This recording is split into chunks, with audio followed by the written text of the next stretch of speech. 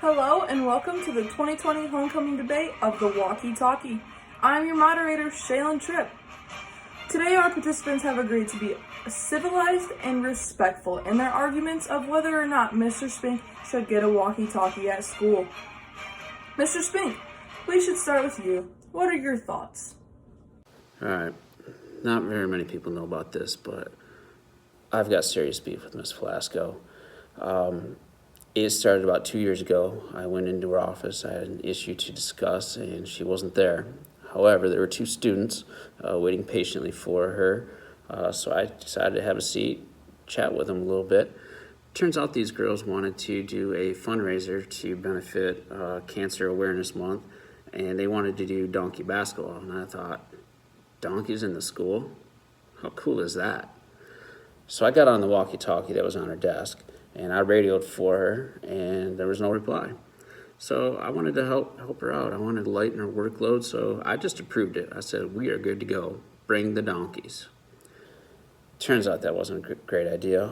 When Miss Velasco found out, not only did she cancel donkey basketball, but she banned me from ever coming to her office unless she was in there, already there waiting. And she said, absolutely, do not touch, look at, or even think about this walkie-talkie again. And I think that's a terrible idea because I've got a lot of ideas and a lot of reasons why I should have a walkie-talkie on me at all times. Well, let's just wait a minute on those issues, Mr. Spink. Mrs. Flasco, would you like to say anything about the donkey issue? Oh, I've got some tea too, Mr. Spink. Let me tell you.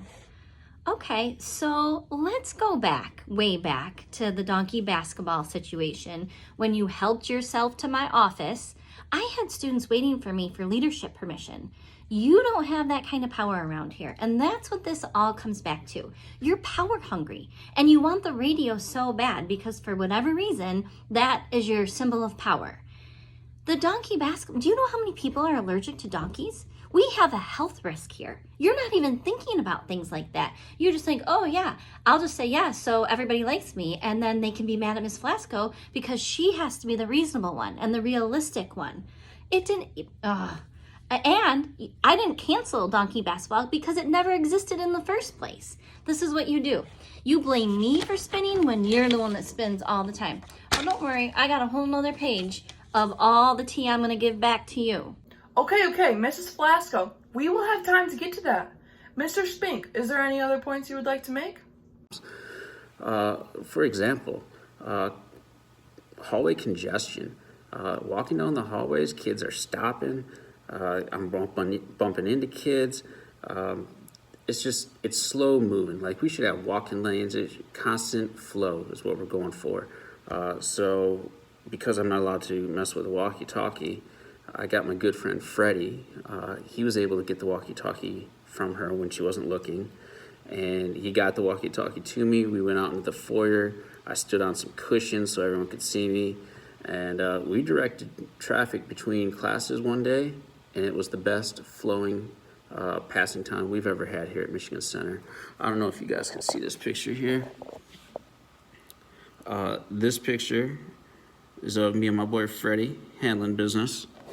And that was taken just before she came out and took the walkie-talkie back, started yelling at me about standing on cushions and stuff like that. So, Mrs. Flasco, your thoughts on hallway congestion?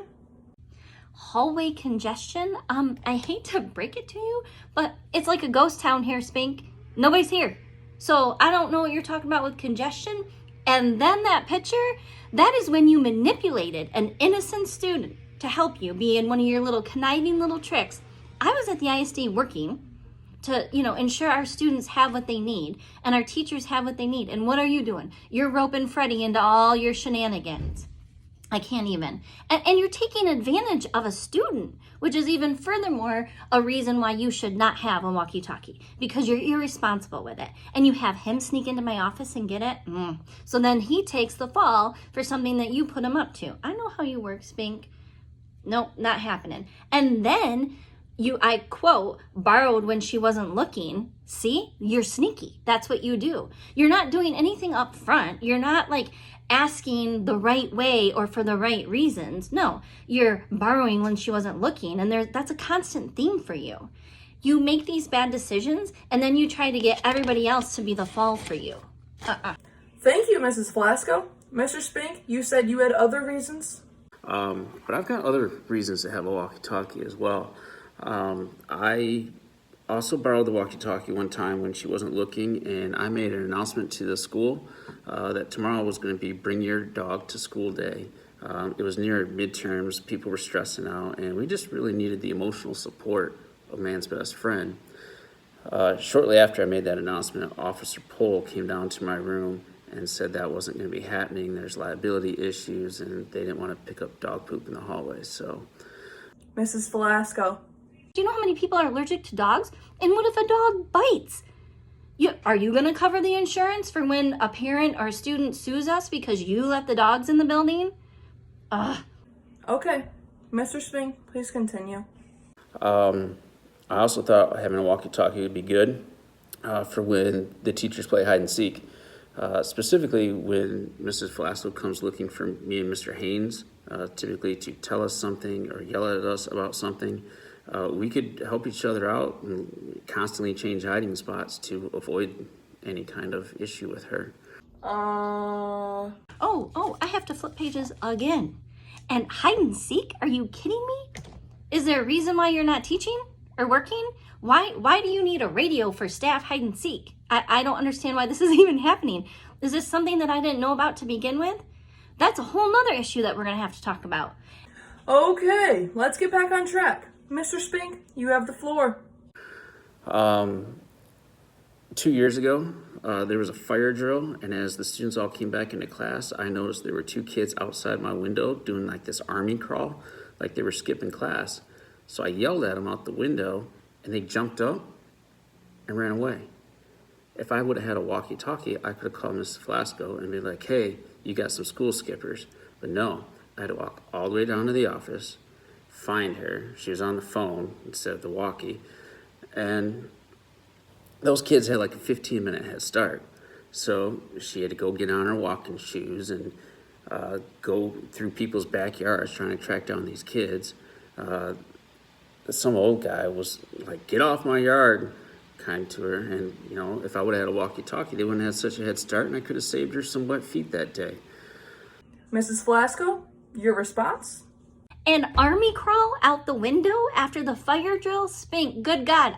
Guess what? Newsflash. You have a phone in your room. You can walk over to your phone and call the office. Yeah, you didn't have to walk down to the office. Notice you said walk and not ran. There wasn't even a sprint or a slight jog. No, you walked down to the office. Well, if it was so important, why didn't you run?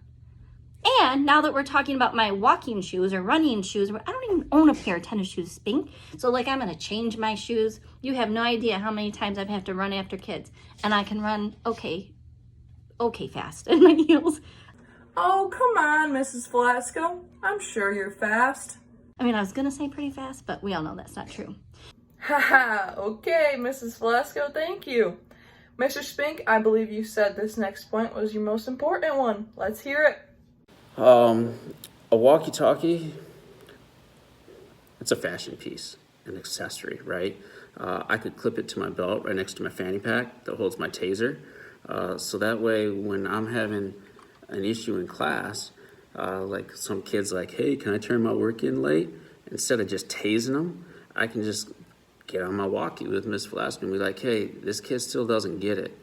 And besides, you know, if you look good, you feel good. So I feel a walkie-talkie is like a fashion accessory. Mrs. Flasco, would you like to comment? So the walkie-talkie is a fashion statement for you. A fashion piece is what you said it was. That is the bottom line. This is what this whole thing boils down to. The power and the symbol, and it's your fashion piece, and you just want to look the part of power.